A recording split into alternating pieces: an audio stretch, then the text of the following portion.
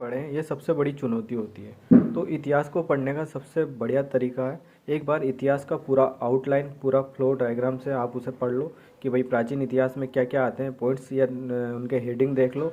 उसके बाद मध्यकालीन इतिहास में क्या क्या आते हैं, और उसके बाद आधुनिक भारत में क्या क्या आते हैं। उसके बाद आप एनसीईआरटी में जाओ। एनसीईआरटी में जाने के बाद आप ये जो एनसीईआरटी में इमेज दे रखी, ये पिक्चर दे रखे हैं, इनको तो आप ऐसे पढ़ो कि जैसे यही प्रश्न बनने हैं, यही आने हैं, जो भी दे रखा है एनसीईआरटी में।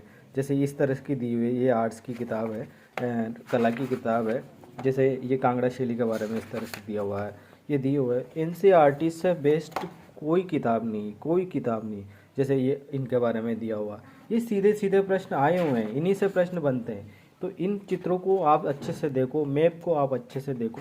इतिहास की किसी भी एनसीईआरटी को आपको नहीं छोड़ना चाहिए। इतिहास की सारी एनसीईआरटी के मैप, और ये देखो बाघ गुफा संख्या 4 में क्या दिखाया हुआ है, ये नृत्य दल है। तो ये बाघ गुफा से यूपीएससी प्री में प्रश्न आए हुए हैं, मेंस में प्रश्न आए हुए हैं। आप देखो, आप इनको देखोगे ना तो आपको लगेगा ये जैन और बौद्ध धर्म के बारे में, और ये मूर्ति शिल्प के बारे में यहाँ से प्रश्न आया हुआ पिछले 2023 में। आप इनको उठा के देखो, और यहीं से प्रश्न आने हैं।